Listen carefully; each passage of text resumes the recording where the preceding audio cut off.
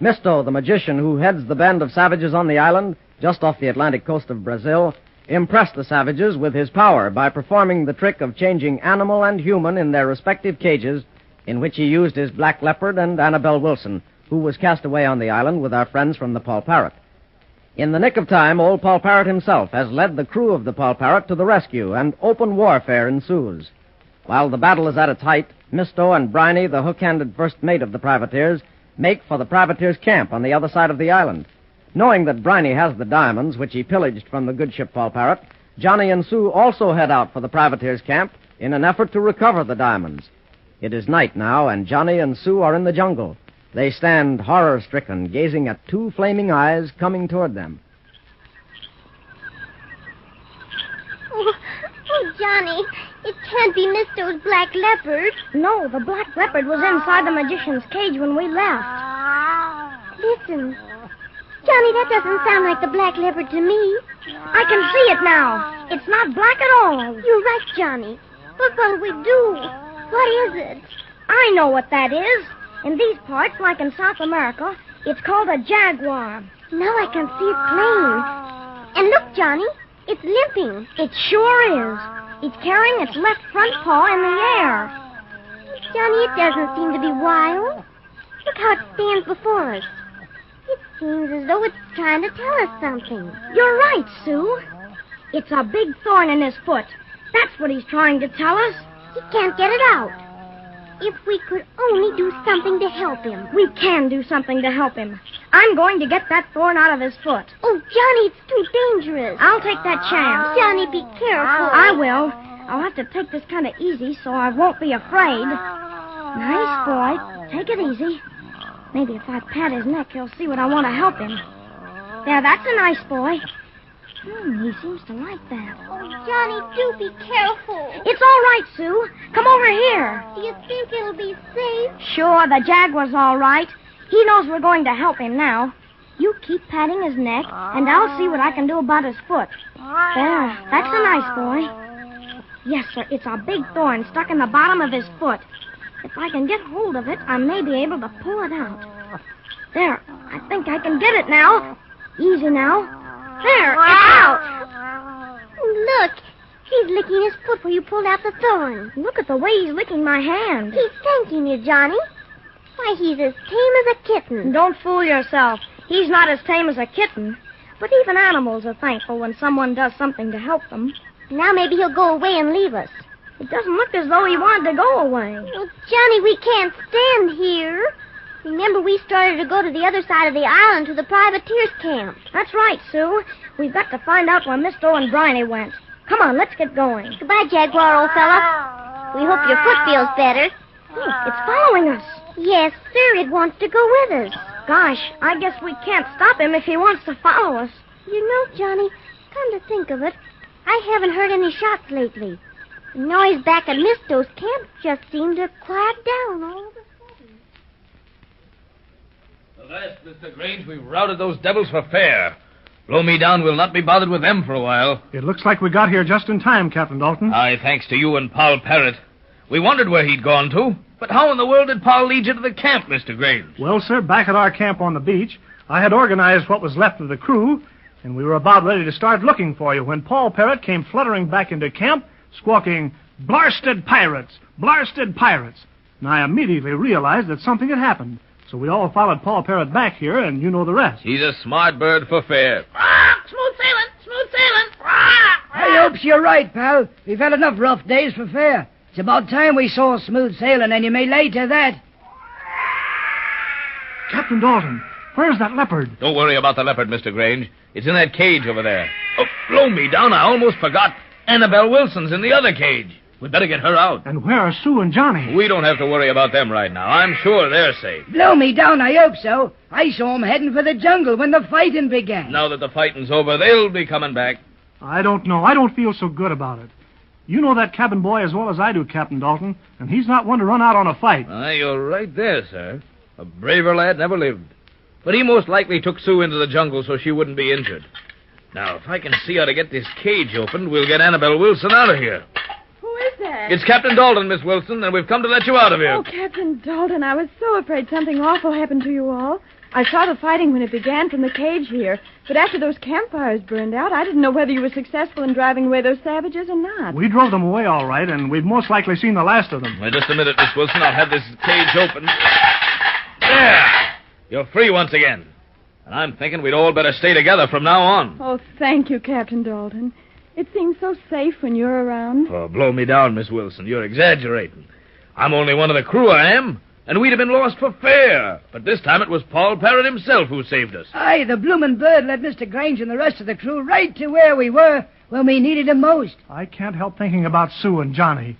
Surely they should be back by now that the fighting's over. Vast, they should be. I'm beginning to worry about them myself. I'll go look for him, Captain Dalton. I'll find Johnny and Sue. No, Dickon, as I said before, from now on we're all going to stay together.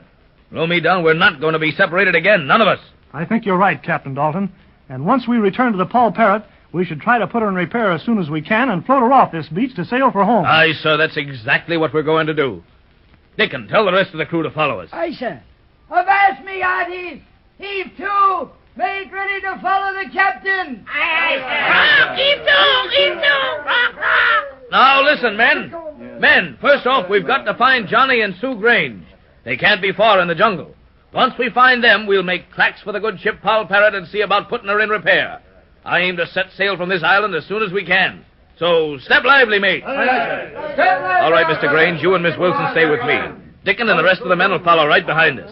It shouldn't take us long to find Sue and Johnny, but we can't waste any time.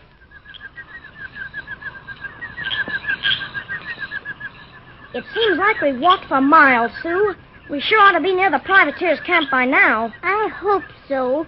I'm getting awfully tired. And the jaguar has stayed right behind us all this way. Yes, we've certainly made a friend out of him. Wait a minute, Sue. We must be getting close to the ocean again. I hear the sound of the surf. Yes, we must be getting near the end of the jungle. We are at the end of the jungle. I can see now. And look, there's a campfire down on the beach away. I wonder if it's the privateer camp. It must be unless there's someone else on the island. Well, there's only one way to find out. We'll get closer and maybe we can make out who that man is by the fire. If only this jaguar wasn't with us. He's liable to give us away if we get too close. That's right. If there was only some way we could keep him from following us. If I could only make him understand. Jaggy, old fella, you stay here like a good boy. Sue and I have some work to do. He can't understand you. You never can tell. Stay here now, Jackie. Come on, see. We'll see if he minds us. He certainly is. He's standing there watching us. All right, let's hurry now and be awfully quiet. Now I can see who it is, Johnny. This is the privateer's camp, all right. And that's that man, Misto, standing by the fire. And he's talking to some of the crew from the privateer ship. But I don't see that briny with the hook hand anywhere. Quiet, Sue. Maybe we can hear what he's saying. Now, look here, men. We don't know what's happened to your Captain Kosh. But I take it you'd like to get off this island. Aye, blow me down, we would. All right, then, listen to me. Your first mate, Briny, has taken some of the men and is circling the beach. We're going to take charge of the Paul Parrot to see if they can put her in repair. If we stick together, we can all leave this island, and Captain Dalton and his crew can remain here for all we care. So that's what they're up to. They think they can take over the Paul Parrot, eh? Oh, that's awful. And they'd leave us all here on the island. Not if I can help it, they won't. Look. Do you see what I see? Where, Sue? Coming up the beach. It's Misto's black leopard. It is. How do you suppose he ever got out of that cage he was in? I don't know, but he did somehow. Scuttle my ship. What's this coming up the beach? Don't do anything to frighten him. He won't bother you. That is my black leopard. I expected him to show up about now. He can find me on any part of this island. Blow me down. A tame leopard? Oh, no, not a tame leopard. Merely a trained leopard. And he is only vicious when I so will it. Blackie, where are you going? Well, that's funny. The leopard usually comes to me. There must be someone hiding nearby. But don't worry. If there's anyone spying on us, my black leopard will find him. Come, we'll follow him. Oh, Johnny, did you hear what Misto said? Yes. And that means they're coming up this way. Oh, now what'll we do? Well, I don't exactly know. If we run, they'll be sure to catch us. Look, Sue, the Jaguar's coming this way, too. Oh, go back, Jay. Go back. No, it's all right, Sue. He's going right past us. And now he's stopping in front of us. Do you know what, Johnny? Yes, I'm thinking the same thing. We helped him once, and now he's going to help us. That's right. Look how he stands there motionless. And the black leopard is coming straight this way. Oh, Johnny. Johnny, he's going to protect us from that black leopard. What's going on there? It's another animal fighting with your black leopard. Oh, Johnny. Johnny, this is awful. Oh, that poor Jaguar. Poor Jaguar nothing. He's got the black leopard down. Hey, Webby!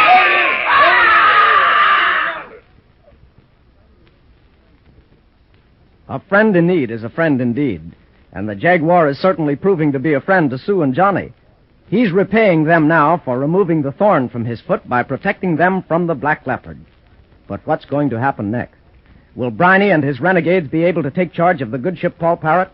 Will Captain Dalton and the rest of our friends find Johnny and Sue before Misto and his men can do them harm? The answers to these questions can be found only by listening to the next transcribed episode in the cruise of the Paul Parrot. Be sure to be listening for it, and until then, this is your Paul Parrot announcer, Dave Ward, saying goodbye.